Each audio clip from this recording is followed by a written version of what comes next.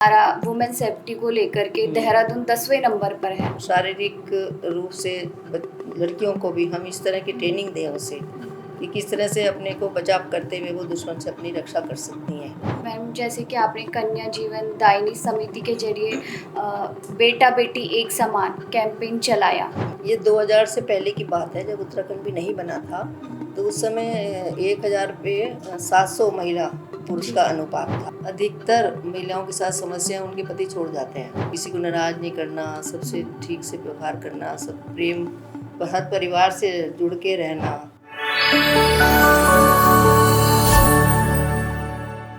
नमस्कार मैम, सबसे पहले तो आपका बहुत बहुत स्वागत है हमारे प्रभात वार्ता पॉडकास्ट में। आपने हमें अपना कीमती समय दिया, उसके लिए भी thank you so much ma'am. नमस्कार कविता जी, आपने मुझे बुलाया है प्रभात वार्ता में, आज आपके बीच आई हूँ। सभी को नमस्कार करते हैं। तो मैम, हम सब आपको जानते हैं, आप राजनीतिक में सक्रिय रूप से हैं, लेकिन हम सब ये भी जानना चाहते हैं कि आपकी राजनीति में आने से पहले की जर्नी कैसी थी, कैसे शुरू हुई? ऐसा है ना, जब अपना शुरू हुआ जीवन तो शादी कपूर साहब के साथ हुई। तो ये वकालत में थे, वकालत करते करते राजनीति में आए। लेकिन मेरा राजनीति से तो काफ़ी दूर रहती थी मैं। अपने परिवार, अपने बच्चों को पालना ही एक मुख्य उद्देश्य था। तो राजनीति से दूर रह के फिर समाज के साथ जुड़ के मैंने काम किया। तो मैं तो निरंतर सामाजिक कार्यों में लगी रहती थी, अनेकों संस्थाओं के माध्यम से समाज में कार्य करती रहती थी। कपूर साहब अपनी राजनीति में लगे रहते थे, इनका काम राजनीति का था, तो राजनीति चीज देखते थे ये। तो इसी तरह से जीवन हमारा चलता रहा, आगे बढ़ते रहे हम लोग। जी मैम, जैसे कि 8 बार रहे विधायक हमारे कपूर सर, उनकी पॉलिटिकल लेगेसी को आपने संभाला। उसके बाद 2022 में चुनाव आया, वो चुनाव आपने जीता। उसके बाद मैम, आपकी प्रोफेशनली और इमोशनली जर्नी क्या थी? ऐसा है ना, कपूर साहब 8 बार रहे, जी। उत्तर प्रदेश में 4 बार रहे, 4 बार उत्तराखंड में रहे। तो इनकी एक स्वच्छ राजनीति में रहकर इन्होंने पूरा अपना कार्य किया, समाज में भी, राजनीति में भी। और इनके बाद जो ऐसी विषम परिस्थितियाँ आई तो पार्टी ने मुझे टिकट दिया और चुनाव के मैदान में मुझे उतरना पड़ा। मैम, जब आपको पार्टी ने टिकट दिया जी। तो उस टाइम आपकी क्या फीलिंग्स थी, कैसा? उस समय तो ऐसी परिस्थिति थी कि एकदम से 1 महीने बाद ही चुनाव आ गए थे। तो सोचने का वक्त ही नहीं था कुछ। बस सबने कहा कि चुनाव लड़ना है तो लड़ना है, क्योंकि इतना समय नहीं था। बहुत परिस्थिति उस समय ऐसी थी कि जी जी जी जी बिल्कुल। सबके, जैसे सबने कहा, पार्टी के लोगों ने कहा, सबने कहा कि चुनाव आप नहीं लड़ना है। तो सबकी राय में मानते हुए मैंने तैयार हुई लड़ने के लिए। जी जी और लड़ा भी और अच्छी जीत भी हासिल की। बिल्कुल बिल्कुल। तो मैम, आप महिला विधायक रहे। विधायक बनने के बाद आपने किन किन चुनौतियों का सामना करा? कैसी चुनौतियाँ आती हैं मैम एक महिला विधायक के लिए? ऐसा है ना, चाहे महिला हो पुरुष हो, समाज में, राजनीति में हम निकलते हैं, काम करते हैं। अगर हम मजबूती के साथ समाज में काम करेंगे, सबसे प्रेम भाव रख के काम करेंगे, तो कोई, मुझे नहीं लगता कोई चुनौती के रूप में होगा वो। क्योंकि मैं भी इतने सालों से समाज में काम किया, तो हर परिवार से रिश्ता बना हुआ था। और क्योंकि कपूर साहब भी 8 बार चुनाव लड़े, तो उनके चुनाव प्रचार में भी जाना होता था। तो देहरादून इतना बड़ा था उस समय, उत्तर प्रदेश के समय इनकी सीट। जी। तो हर घर से, हर परिवार से हमारा जुड़ाव था। समय आना जाना, पारिवारिक संबंध सबके साथ बने हुए थे। तो कोई, मैं नहीं समझती कोई चुनौती के रूप में ही रहा। जी। तो सबके साथ मिलके हमने काम किया। और जो जीतने के बाद भी तो सभी का पूरा, जनता का जिस प्रकार कपूर साहब को प्रेम मिलता, उसी प्रकार मेरे को भी सबका प्रेम और सबका व्यवहार सबके बहुत अच्छा रहा सबका। जी। आज मतलब लोगों को लगता है, महिलाओं को लगता है कि राजनीति महिलाओं के लिए नहीं है। उन लोगों को आप क्या कहना चाहोगे कि कितना सही है राजनीति महिलाओं के लिए? समाज कैसे बदल रहा है महिलाओं के जी, प्रति? क्योंकि अब जो है ना, पहले अब में बहुत ज़मीन आसमान का अंतर है। पहले महिलाएं बिल्कुल घरेलू होती थी, घरों में रहती थी। लेकिन अब महिलाएं पढ़ लिख के समाज में आगे आ रही हैं और हर क्षेत्र में महिलाएं हमारी आगे बढ़ चढ़ कर हिस्सा ले रही हैं। तो उसी प्रकार राजनीति में भी हमारी भारतीय जनता पार्टी सरकार ने भी आरक्षण उसमें 33% दिया। हमारे इसकी उत्तराखंड सरकार में भी कि महिलाओं को पूरा उसमें योगदान रहेगा राजनीति में, और ज़्यादा सीटें महिलाएं ले पाएंगी। तो अगर हम मजबूती से अपने अच्छी तरह से, अच्छे व्यवहार से राजनीति करेंगे तो ऐसा कुछ नहीं कि मुझे स्थिति खराब होती है कोई। बिल्कुल सही मैम, समाज बदल रहा है समाज तो बिल्कुल, सोच भी हाँ, बदल रही है। सोच अच्छा, बदल रही है। जी मैम, जैसे कि अभी हमारा वुमेन सेफ्टी को लेकर के देहरादून 10वें नंबर पर है, तो इससे महिलाएं भी अपने आप को असुरक्षित महसूस कर रही हैं, लोग डर जाते हैं ऐसी रिपोर्ट आने से सामने, उनको क्या कहना चाहेंगे आप? मजबूती के साथ आगे बढ़ें। दूसरा ये कि हम लोगों को ये भी चाहिए कि शारीरिक रूप से लड़कियों को भी हम इस तरह की ट्रेनिंग दें उसे कि किस तरह से अपने को बचाव करते हुए वो दुश्मन से अपनी रक्षा कर सकती हैं।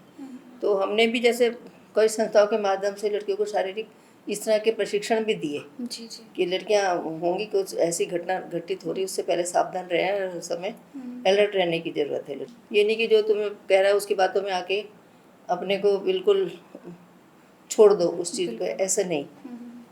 आप भी काम कर रहे हो समाज में, जी आपको मैम। भी चारों तरफ जागरूक होकर काम करते हो ना बिल्कुल कि मैम। हमें दूर से भांप लो कि ऐसा हो रहा है, कहीं ऐसा हमारे साथ ये खतरा ना हो जाए। जी जी जी। तो हमें उस चीज़ के पर अलर्ट रहना ज़रूरत है। बिल्कुल मैम। और प्रशिक्षण भी बच्चों को, लड़कियों को ऐसे दी जाए कि वो अपनी शारीरिक अपनी आत्मरक्षा कर सके, खुद कर सकें। कर जी सके। मैम, सही कहा आपने। मैम, जैसे कि आपने कन्या जीवन दायिनी समिति के जरिए बेटा बेटी एक समान कैंपेन चलाया, वो क्या एक्सपीरियंस था और उसके बाद लोगों में आपने कितने चेंजेस देखे? ये 2000 से पहले की बात है, जब उत्तराखंड भी नहीं बना था। तो उस समय 1000 पे 700 महिला पुरुष जी। का अनुपात था। हाँ हाँ। तो ऐसे ही हम लोग बैठे हुए कुछ आपस में बातचीत करी कि जैसे 1000 से 700 हैं, तो अगर हम आगे का भविष्य देखते हैं 15-20 साल बाद क्या स्थिति होगी, अगर इस तरह से कन्या भ्रूण की हत्या होती रहेंगी तो समाज में कन्या तो बचेंगी नहीं। तो हम अपने बच्चों की शादी लड़कों किससे करोगे? सही मैम। कन्या ही जीवन है, कन्या ही जीवनदायिनी है। बिल्कुल। तो हमने ये सोच के कन्या जीवनदायिनी समिति बनाई। तो उसके माध्यम से हमने जन जागरूकता अभियान छेड़े और अधिकतर मेंबर उसमें जोड़ा जिनकी 2 या 3 कन्याओं थी उनकी। तो वो भी मेंबर हमारी रही। हम सब ने मिलकर एक मुहिम छेड़ी और जागरूकता अभियान के तहत क्योंकि यंगर्स जवान लड़के लड़कियां ही आगे माता पिता बनने हैं, तो उनको इस क्षेत्र में अपने साथ जोड़ा। पोस्टर प्रतियोगिता ये विषय देकर कराए, कन्या नहीं तो जीवन नहीं और बेटी है तो संसार है, इस प्रकार के नारे दिए, जन जागरण किया और समाज में सबको जागरूक करने के अभियान छेड़े। नुक्कड़ नाटक करवाए, उनको लिख के देते थे कहानी। अच्छा। उस कहानी पे नुक्कड़ नाटक करते थे। अब वो भी डीएवी कॉलेज के बच्चे ही लिए हमने। अच्छा। उनसे कराए जगह जगह पर और डिबेट कराई। फिर घरों में भी जाकर हमने ये अभियान छेड़ा शुरू में कि सबसे, जैसे हमारे पास 20 सदस्य हैं, तो हम 20 सदस्यों को अपने आसपास वालों से पोस्ट कार्ड लिखवाने हैं कि हमें कन्या बेटा बेटी एक समान है जी। कन्या घर में आती है, हमने उसका सम्मान करना है। तो इस तरह से उनसे लाइन लिखवाई। फिर हमने वो पैकेट बना के राष्ट्रपति को भेजा। अच्छा। दिल्ली हेल्थ मिनिस्टर को भेजा। हाँ। और उनको भी इसके प्रति वो करा हमने। यहाँ पर गवर्नर जी को भी मिले हम अच्छा। कि इसको जागरूक करा जाए, सरकार भी इसके प्रति ध्यान दे और ये नियम से सख्त कानून बनाए। जी। तो उसे नर्सिंग होम में भी हमने पोस्टर लगाए जगह जगह जाके कि भ्रूण हत्या नहीं करेंगे और लिंग भेद जांच की जो अल्ट्रासाउंड करते थे तो उसके माध्यम से लिंग नहीं बताएंगे कि लड़का या लड़की है। तो काफ़ी जागरूक लोगों को करना कई साल लग जाते हैं। उसका हमें फ़ायदा भी ये हुआ कि हमने ये अभियान छेड़ा तो और संस्थाओं ने भी इसको लिया। अच्छा। इसी अभियान को लेकर और संस्थाएं भी आगे आईं और उन्होंने भी इस चीज़ को छेड़ के जागरूकता अभियान चलाए। तो फ़र्क तो बहुत आया तब में अब में। जो 25 साल पहले की स्थिति थी, लड़का लड़की को, लड़की घर में आती थी नहीं सम्मान देते थे, बेटी को घर परिवार के लोग भी बहू को भी वो करते थे, बिल्कुल अपमान करते थे कि बेटी पैदा हो गई। लेकिन अब ऐसा नहीं है। बिल्कुल मैम। अब तो मैं देख रही हूँ परिवारों में अगर किसी के 2 या 3 बच्चे हैं तो उन्हें अच्छे परिवार से पालती हैं और पढ़ाती लिखाती हैं। बिल्कुल। और बेटियां पढ़ लिख के आगे बढ़ रही हैं, हर चीज़ में नाम रोशन कर रही हैं माता पिता का। जी जी। तो बदलाव तो आया इससे बहुत ज़्यादा।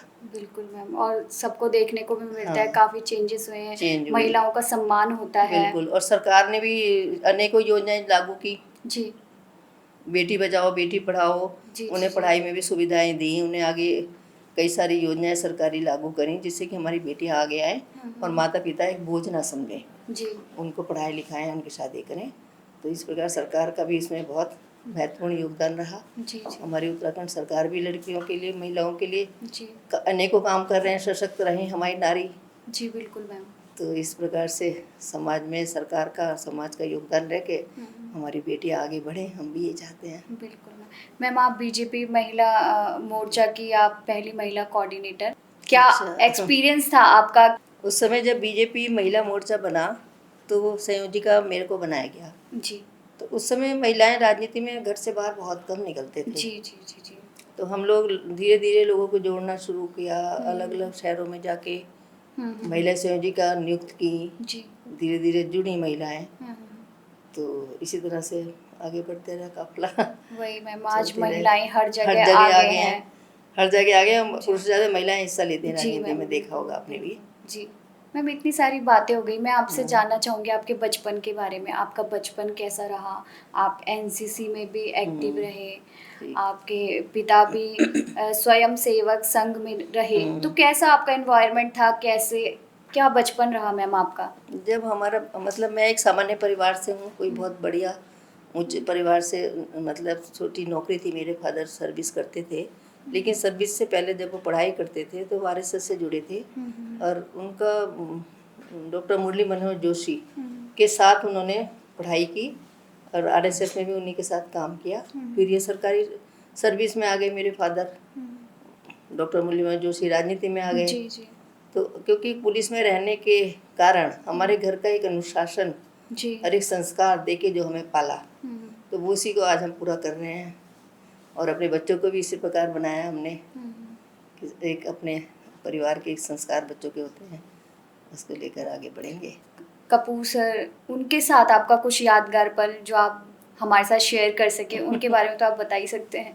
बस ये लखनऊ रहते थे क्योंकि उत्तर प्रदेश में मंत्री रहे, तो हम बच्चे हमारे पढ़ने वाले थे, तो मुझे बच्चों के साथ यहीं देहरादून ही रहना होता था। लव मैरिज है मैम आपकी? नहीं, अरेंज ऐसे नहीं मैरिज? है, अरेंज मैरिज है। अच्छा। हमारी रिश्तेदारी में ही जान पहचान रिश्तेदारों ने ही हमारी शादी कराई थी, तो ऐसा कुछ नहीं है। और लेकिन हम यूपी से थे, ये इधर से आए हुए, थोड़ी सी भाषा में भी अंतर होता है, रहन सहन में भी, लेकिन सब हमने सब कुछ ठीक से निभाया उसको, परिवार को। मैम कोई यादगार पल आपका उनके साथ? कैसी उनकी लीडरशिप थी जब वो विधायक रहे? उस टाइम विधायक आपने उनको किस चीज़ में आप उनको फॉलो करते हो, उनकी लीडरशिप को आज भी आप फॉलो करते हो कि हाँ वो ऐसा करते थे, ऐसा जी। अनुशासन था उनका, या कुछ भी मैम? हाँ, उनका तो व्यवहार ही ऐसा था ना, सबके साथ तालमेल बना के रखना, जी किसी को नाराज नहीं करना, सबसे ठीक से व्यवहार करना, सब प्रेम, हर परिवार से जुड़ के रहना। मुझे लगता है मैम आप भी शायद उसी को फॉलो करते हैं, आपका उसी व्यवहार को भी सबके। जी बिल्कुल, इतने साल क्योंकि साथ रहे, 50 साल साथ रहे हम, जी जी तो वैसे आते बन जाते हैं एक दूसरे के साथ, निभाते निभाते। तो बिल्कुल। वही मैं भी सोचती हूँ कि सब से जुड़ाव इस तरह बना रहे परिवारों के साथ में। कोशिश रहती है पूरी, अधिक से अधिक मैं सबके साथ जुड़ूँ, जाऊँ। अब क्योंकि ये तो स्कूटर चलाते थे, खुद पहुँच जाते थे सबके यहाँ सुबह ही उठ के। एक महिला में थोड़ा सा अंतर होता है घर का भी, तो मैं ड्राइव नहीं करना जानती, तो थोड़ा निर्भर रहती हूँ ड्राइवर पर भी। तो मैम आप आने वाले समय में, आने वाले 10 साल में देहरादून को किस लेवल पे देखते हैं? देहरादून हम चाहते हैं बहुत बढ़िया बने हमारा देहरादून, पहले से ही हमारा देहरादून अच्छा है, सब पसंद करते हैं, बाहर से जो आते हैं यहीं बस जाते हैं। बिल्कुल। बच्चों की पढ़ाई के लिए भी अच्छा है। और पहले भी जो कहीं बाहर से आए, रिटायर्ड हुए, देहरादून ही बस जाते हैं, फिर जाते नहीं, बिल्कुल। क्योंकि देहरादून एक अच्छा, और मौसम भी अच्छा, वातावरण भी अच्छा है, शांतिपूर्ण शहर है जी देहरादून। मैम, देहरादून उत्तराखंड की बात हो रही है, तो जी। मैम जैसे कि भू कानून को लेकर आए दिन ये मुद्दे चलते रहते हैं, आप इस पे क्या कहना चाहेंगे? वो कानून का तो हमारे पुष्कर धामी जी, हमारे मुख्यमंत्री जी ने कानून बना दिया इसके ऊपर, क्योंकि जिस तरह से बाहर से लोग आके यहाँ इतनी बड़ी बड़ी ज़मीनें खरीद रहे थे, तो उस पर रोक लगाई उन्होंने। मैम आपके हिसाब से एक सक्सेसफुल विधायक में क्या 3 क्वालिटीज़ होनी चाहिए? सबसे तो यही है कि सबसे मिलकर बोलना है, रहना है, चेहरे पे हंसी रखनी है, और जो भी जिसकी भी समस्या है उनको सुनना है, बिल्कुल मैम। जिसको समय दिया उसको समय पर उससे मिलना है। मैं तो ये चाहती हूँ कि जिसको अगर मैंने समय दिया उसे समय से मिलूंगी, उसको वेट ना करना पड़े मेरा। पूरी अपनी तरफ से ये कोशिश रहती है। बिल्कुल मैम, आप वो करते भी हो। हाँ। अच्छा मैम, आप देहरादून कैंट एरिया को हम्म। आने वाले टाइम में क्या क्या कुछ बदलाव उसमें करना चाहेंगे? क्या क्या उनके लिए आपकी फर्स्ट प्रायोरिटीज रहेंगी? अपनी तो समय तो 3 साल बीत गए हमारे, जी। आगे भी 2 साल बचे हैं, तो उसमें भी यही पूरी कोशिश रहती है कि अपना क्षेत्र अच्छा रहे। हमारे क्षेत्र में जो सड़कें, नालियाँ, लाइट, जो भी जिस सुविधाएं हम पूरी उसमें पूरी कर सकें। सीवर की समस्या होती हैं, पानी पीने के पानी की समस्या होती हैं, तो हर किसका जनप्रतिनिधि का यही रहता है उद्देश्य कि मेरा क्षेत्र अच्छा रहे, आदर्श रहे, और वो इसके लिए पूरी कोशिश भी करते हैं। सुबह से शाम तक यही काम है हमारा। जन क्षेत्र के लोगों से मिलना होता है, संपर्क करना होता है, उनके क्षेत्र की जो समस्या है उन्हें भी पूरी कोशिश करते हैं उनको दूर करें। बिल्कुल यही एक सपना होता है हर जनप्रतिनिधि का कि मेरा क्षेत्र आदर्श क्षेत्र बने एक। बिल्कुल बिल्कुल मैम। अच्छा मैम, जैसे आप महिला विधायक हैं, तो आपने कुछ महिलाओं के लिए आगे भविष्य के लिए कुछ प्लानिंग करी है कि आप चाहते हो कि ऐसा कुछ आना चाहिए, ऐसा होना चाहिए महिलाओं को लेकर? बिल्कुल, महिलाओं का तो समस्या थोड़ी सी ऐसे हो जाती है। काफ़ी सारे परिवारों में मैं देखती हूँ, मेरे यहाँ ऑफिस में भी आती हैं महिलाएं। अधिकतर महिलाओं के साथ समस्या उनके पति छोड़ जाते हैं, बच्चे छोटे छोटे हैं, अकेली रह जाती हैं, परिवार को पालने की समस्या हो जाती है, पढ़ी लिखी भी नहीं होती हैं, तो घरों में काम करके पालती हैं। तो अब ये समान नागरिक संहिता लाए मुख्यमंत्री जी हमारे, जी। उसका उद्देश्य थोड़ा ये भी है कि इस प्रकार की जो समस्याएं आ रही परिवार को तोड़ने में, साथ रहने की समस्या, एक दूसरे शादी कर लेते हैं, बताते नहीं हैं, तो ये कोर्ट से इसका सर्टिफिकेट लाना ज़रूरी है। जी। तो ये भी एक इसके लिए थोड़ा सा ठीक रहेगा, जो सरकार ने बनाया नियम ये कि 2-2 3-3 शादी कर लेते हैं, पता नहीं देते परिवार को। तो महिलाओं के लिए भी हित में ही होगा ये कानून भी जो बनाया उन्होंने, तो इससे भी थोड़ा फर्क पड़ेगा परिवार में, और बच्चियाँ स्ट्रॉन्ग होंगी, पढ़ लिख के अपना आगे बढ़ें और अपनी समस्याओं को उनको समझने की जी। भी उनके अंदर होना चाहिए। जी मैम, देहरादून में इतने क्राइम हो रहे हैं, जी। आप मतलब क्राइम में अब देहरादून आगे बढ़ रहा है कहीं ना कहीं, तो इसमें आप क्या कहना चाहेंगे? अब देहरादून में ना, पहला देहरादून और था, अब थोड़ा सा चेंज हुआ है, जी। क्योंकि अब बाहर के बहुत लोग आ गए यहाँ पर, जी। कॉलेज बहुत हो गए, बच्चे बहुत पढ़ने आ गए, तो उसी वजह से थोड़ा सा तो अंतर आया है देहरादून के वातावरण में भी। तो कोशिश रहती है कि ठीक हो सब कुछ जिसके बढ़िया वजह हो। से भू कानून होना बहुत हाँ, ज़रूरी है। हाँ, कहीं वो ना कहीं भी। देखा जाए जो क्राइम बढ़ रहे हैं, जी। इसी की वजह से भू हाँ, कानून भी होना बहुत बिल्कुल। ज़रूरी है। आप क्या विज़न लेकर चल रहे हैं कि मैं अपने कार्यकाल में ये पूरा करूँगी? मैंने जैसे सोचा था कि पूरे मेरे विधानसभा में पूरे क्षेत्र में सीवर लाइन डले, ये मैंने पहले सोचा था। अच्छा। और ये पूरा कोशिश है अपने कार्यकाल में उसे पूरा करूं, जहाँ जहाँ क्षेत्र छूटे हैं। अभी मैंने रखा जहाँ कुछ गलियाँ छूट गई हैं, किसी कारण नहीं हो पा रहा, तो मेरे पूरी कोशिश रहती है कि सारे में सीवर लाइन डले, हमारे में सड़कें पूरी ठीक हों, और जो भी पार्क, सौंदर्यकरण, सब चीज़ों को लेके मैं काम करती हूँ। जी जी। जहाँ भी जैसी जाति भी रहती हूँ अपने क्षेत्र में, जी जी। जहाँ जो कमी दिखती है, तो पूरा कोशिश रहती है कि अच्छे से अच्छा हम उसे पूरा करें। ये 2 साल का कार्यकाल और रह गया है, जी जी जी। तो बाकी जो बचे हुए काम हैं हमारे, वो भी इसमें पूर्ण करने की पूरी कोशिश रहती है मेरी। तो मैम, अंत में आप हमारे दर्शकों को कुछ मैसेज देना चाहें, महिलाओं को लेकर या युवा को लेकर, उनके लिए राजनीति अच्छी है, कैसी है, कैसे वो इसमें आगे बढ़ें? बिल्कुल, यही चाहते हैं हम भी कि हमारा प्रदेश एक बहुत अच्छा प्रदेश बने, और उस प्रदेश के रहने वाले भी स्वस्थ और एक अच्छे नागरिक बने। युवा भी हमारे संस्कार लेकर एक अच्छे नागरिक बनेंगे तो देश भी हमारा अच्छा होगा। ये युवाओं को मैं कहूँगी, और युवाओं से कि नशे से दूर रहेंगे, तभी अपने जीवन के लिए वो कुछ सोच सकते हैं और अपना एक अच्छा जीवन भी गुजार सकते हैं। और पारिवारिक शांति भी, जितनी नशे के कारण ही पारिवारिक झगड़े और ये सब होते हैं, तो युवा को यही कहूँगी कि नशा से तो बिल्कुल दूर हो जाएं और उनको भी जागरूक करें नशे के प्रति, तो बहुत अच्छा रहेगा। ठीक है मैम, आपसे बातचीत करके बहुत बहुत अच्छा लगा हमें, और बाकी आपने अपना समय दिया उसके लिए thank you so much ma'am. धन्यवाद कविता जी, आपने बुलाया और एक प्रभात वार्ता में मेरे को आज पहली बार आने का मौका दिया, जी तो इसका भी मैं धन्यवाद करती हूँ आपको। Thank you ma'am, thank you so thank much. You.